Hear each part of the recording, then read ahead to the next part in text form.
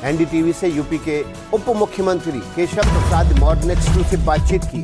केशव प्रसाद मौर्य ने अखिलेश यादव, राहुल गांधी से लेकर विपक्ष की भूमिका पर विस्तार से बात की है। उन्होंने यूपी में बीजेपी की जीत की हैट्रिक का दावा करते हुए तीसरी बार बीजेपी सरकार का नारा दिया है। केशव मौर्य ने समाजवादी पार्टी के पीडीए, बीजेपी के चुनावी मुद्दों, अखिलेश यादव के आरोप, राम मंदिर में चंदा चोरी, जैनजी, काशी मथुरा कार सेवा जैसे तमाम मुद्दों पर विस्तार से बात की है। अगस्त का महीना चल रहा है। यूपी में विधानसभा का चुनाव फरवरी मार्च में होना है, लेकिन अगस्त के महीने में जिस तरह से राजनीतिक आरोप प्रत्यारोप चल रहे हैं, जिस तरह की राजनीतिक सरगर्मी चल रही है, ऐसा लग रहा है जैसे चुनाव आ चुका है। यूपी में सत्ता रहेगी, सत्ता की हैट्रिक बनेगी या सत्ता जाएगी, ये समझना बहुत ज़रूरी हो जाता है। और मेरे साथ यूपी की राजनीति के एक ऐसे चेहरे हैं जो बीते 10 सालों से लगातार चर्चा में रहे। Deputy CM Keshav Prasad Maurya ji, sir बहुत धन्यवाद हमें समय देने के लिए। मैंने जैसे इंट्रोडक्शन में कहा कि जिस तरह का माहौल इस वक्त दिखाई दे रहा है, ऐसा लग रहा है कि यूपी में बस चुनाव आ ही गया है। आप लोग किस तरह से चुनाव को देख रहे हैं, किस तरह की तैयारी है और क्या उम्मीद है? देखिए, प्रदेश तो चुनावी मोड़ पे है ही, इससे इनकार भी नहीं कर सकते। भारतीय जनता पार्टी तो चुनाव के लिए हर समय तैयार रहती है। कोई अगस्त का महीना हो और चाहे सितंबर का महीना हो, चाहे जनवरी, फरवरी, मार्च का महीना हो, चुनाव के ऐलान का इंतज़ार हम लोग कर रहे हैं। और पूरे विश्वास से ये कह सकते हैं, जहां भाजपा एक बार आती है वहां बार बार आती है, लेकिन तीसरी बार जरूर आती है।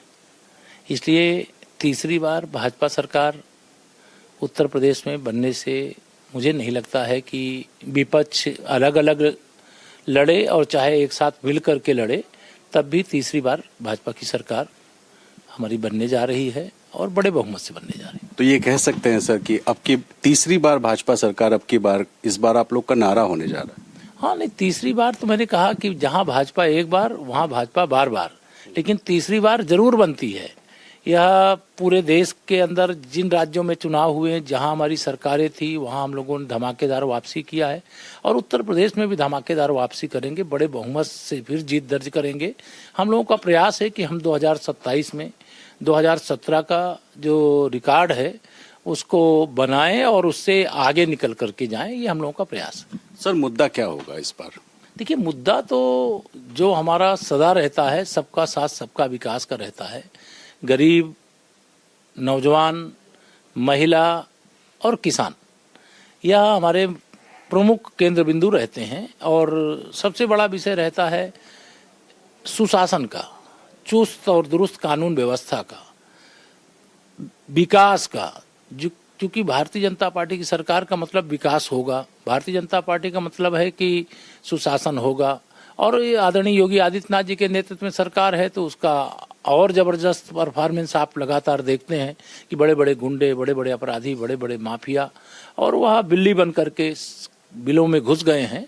तो यह कानून व्यवस्था हमारी एक बड़ी उपलब्धि है। विकास चतुर्दिक हो ही रहा है और गरीबों के लिए जितना काम देश में जहाँ जहाँ डबल इंजन सरकार है, वहाँ जिस तेज़ी से हो रहा है, उससे भी ज़्यादा तेज़ी से यूपी के अंदर हो रहा है। इसलिए मैं बार बार कहता हूँ कि जहाँ भाजपा एक बार वहाँ बार बार, तीसरी बार जरूर।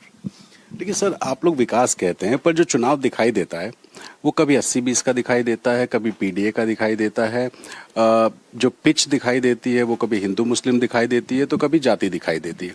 आप नहीं मानते हैं कि चुनाव में विकास जो है तीसरा मुद्दा बन जाता है? पहले या तो हिंदू मुस्लिम होता है या जाति होता है। इस बार पहला दूसरा आपके हिसाब से क्या? देखिए, हमारे यहाँ पहला दूसरा तीसरा मुद्दा नहीं होता, हम लोग के यहाँ एक ही मुद्दा होता है। हम लोग पहले नारा देते थे कि 100 में 60% वोट हमारा है, 100 में से 60% सीट हमारी है।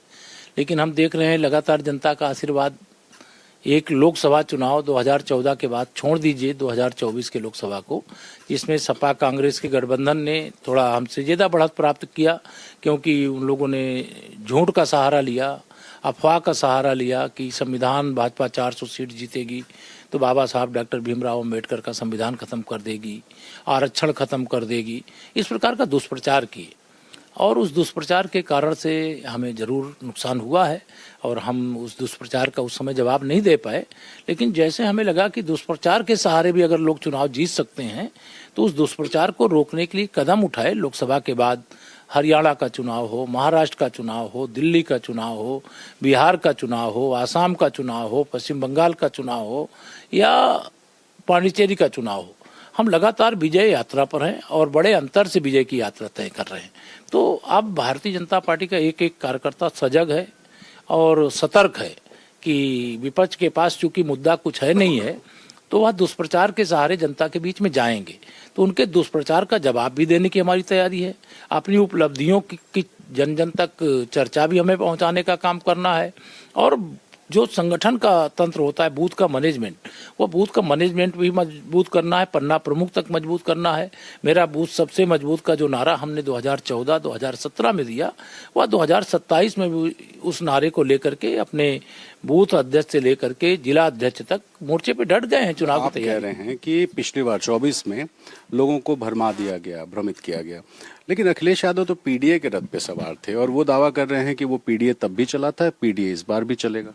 देखिए, श्री अखिलेश यादव की बातों में इसलिए दम नहीं है कि अगर उनकी बातों में दम होता तो हम हरियाणा नहीं जीत सकते थे, हम महाराष्ट्र नहीं जीत सकते थे। हरियाणा, महाराष्ट्र दोनों राज्यों में हम लोकसभा में इनके दुष्प्रचार के कारण उत्तर प्रदेश की तरह थोड़ा पिछड़ गए थे। पिछड़े नहीं, वहाँ तो हरियाणा में बराबर थे, लेकिन महाराष्ट्र में पीछे हो गए थे। हम पश्चिम बंगाल में भी जो सफलता हमें 2019 में मिली थी लोकसभा में, वो 2024 में नहीं मिल पाई थी। हमें 2019 में सफलता यूपी में मिली, वह 2024 में नहीं मिल पाई थी। तो इसलिए जहां दुष्प्रचार के सहारे इन्होंने अपनी सीटें बढ़ाने में सफलता हासिल की, मैं उसको इंडी ग्रुप कहता हूं या इंडी गठबंधन कहता हूं, जो कांग्रेस की अगुवाई में बना था, और अब बाजी पलट गई है। क्योंकि भाजपा सच्चाई के साथ चलती है, भाजपा सबका साथ सबका विकास कहती भी है और करती भी है। भाजपा देश के कोई एक दो राज्यों में नहीं, लगभग 85% हिस्से पर भारतीय जनता पार्टी और एनडीए की आज सरकारें हैं और विपक्ष उसको समझ में नहीं आ रहा मुद्दा क्या उठाएं। इस समय मैं देख रहा हूं मुद्दा क्या उठाते हैं। जो जंतर मंतर पर हमारे पेपर लीक को लेकर के छात्रों का आंदोलन था, उस आंदोलन के पीछे छिप गए ये विपक्ष के लोग और उसके माध्यम से सरकार को, भाजपा को निशाना बनाने की कोशिश किए। जब आंदोलन खत्म हो गया तब भी उसको निशाना बनाने का प्रयास किए। आंदोलन खत्म होने के बाद एक आंदोलन झारखंड में चल रहा है जहां इंडी गठबंधन की सरकार थी। श्री राहुल गांधी उत्तर प्रदेश के प्रयागराज में तो आते हैं जहां उनका पूरा फ्लॉप शो सबने देखा है, लेकिन वो झारखंड उस समय आंदोलन चल रहा है वहां नहीं जाते हैं।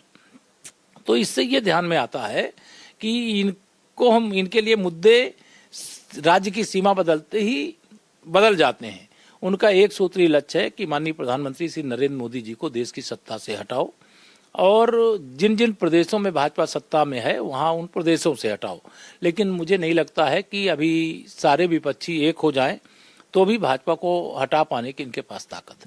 तो जेनजी इस बार मुद्दा हो जाएगा सर, क्योंकि जेनजी जिस तरह से आंदोलन कर रहा था और जेनजी को लेकर के लगातार सरकारें जो है नीतियां बना रही हैं, उनकी बात कर रही हैं। स्कूलों तक में छोटे छोटे बच्चे धरना प्रदर्शन करना शुरू कर चुके हैं, सड़क बनाओ, टीचर कम है। तो जेनजी इस बार चुनावी मुद्दा हो? नहीं, जेनजी सदा भाजपा के साथ रहा। वो बुद्धिजीवी तबका है, वो युवा है जरूर, लेकिन वो पढ़ा लिखा है, योग्य है। किसी भी, देखिए जो दिल्ली का आंदोलन हुआ उसमें आंदोलन के पीछे विपक्षी पार्टियां कांग्रेस से छिप करके और जिस प्रकार से निशाना बनाने का, जिस प्रकार से वहां हिंसा करने का प्रयास किया, उस प्रकार की कोई हिंसा झारखंड में नहीं हुई। आंदोलन वही जैसा वहां था वैसा वहां था। क्योंकि भारतीय जनता पार्टी वहां विपक्ष में है, हम हिंसावादी नहीं हैं, हम अहिंसावादी हैं। जायज मांग है तो लोकतांत्रिक तरीके से विरोध प्रदर्शन करना ये सबका अधिकार है इस भारत के अंदर। मतलब दिल्ली में जो हिंसा हुई वो विपक्ष की साजिश थी। 200% कांग्रेस सहित जो इंडी गठबंधन ग्रुप है पूरा, वह सारे लोग मिल करके कि कैसे भी इसमें बवाल हो जाए, विवाद हो जाए और कोई बड़ी घटना घट जाए जिससे सरकार को निशाना बनाने का मौका उनको मिल जाए। लेकिन बहुत ही योग्यतम तरीके से देश के माननीय प्रधानमंत्री श्री नरेंद्र मोदी जी ने उस आंदोलन की गंभीरता को समझा और जो छात्रों की मांग थी उस हर एक मांग को माना और पूरा किया। और आज जेन जी हमारे साथ है। वो जो आंदोलन की आड़ में छिप करके विपक्ष के बड़े बड़े अपराधी हों, बड़े बड़े नेता हों, जो साजिश रच रहे थे, उनकी साजिश फेल हो गई। तो इस बार यूपी में ये जो जनजी है उसको अट्रैक्ट करने के लिए भारतीय जनता पार्टी ने कुछ खास योजना बनाई है? तो फर्स्ट टाइम वोटर को लेकर के जब से भाजपा बनी है, जब से भारतीय जनसंघ बना है, तब से हम लोग काम करते हैं। हम आज से काम नहीं कर रहे हैं, उनके बीच में काम करते हैं, उनके लिए काम करते हैं। हमारे प्रधानमंत्री जी भी कहते हैं, हमारे मुख्यमंत्री जी भी कहते हैं, मैं भी कहता हूँ, युवा इस देश का भविष्य, इस प्रदेश का भविष्य है। और वह जानता है, उस युवा को ये मालूम है कि नकल को रोकने का काम किस सरकार ने किया था यूपी के अंदर। तो बाबूजी कल्याण सिंह जी के नेतृत्व वाली सरकार के समय आदरणीय राजनाथ सिंह जी शिक्षा मंत्री थे, उस समय नकल को रोकने का काम किया गया। और जब स्वर्गीय मुलायम सिंह जी के नेतृत्व में सरकार आई तो उसने नकल की पूरी छूट दे दिया। पढ़ाई लिखाई की बर्बादी का दौर तो उत्तर प्रदेश के अंदर समाजवादी पार्टी की सरकार के समय शुरू हुआ। और उस समय जो अराजकता शुरू हुई, जो शिक्षा व्यवस्था को पूरी तरह से ध्वस्त करने का काम किया गया, वह आज भी लोग भूले नहीं हैं। हमारी सरकार जब होती है तो शिक्षा व्यवस्था भी ठीक होती, परीक्षाएं भी ठीक होती हैं। लेकिन जो इनके नकल माफिया, भर्ती माफिया, जो अलग अलग क्षेत्रों में गड़बड़ करने वाले माफिया थे, ये समाजवादी पार्टी के समय पैदा हुए। उनको सबको लगभग हम लोगों ने समाप्त प्राय कर दिया है। उनको या तो वो जेल में है या तो यूपी के बाहर हैं।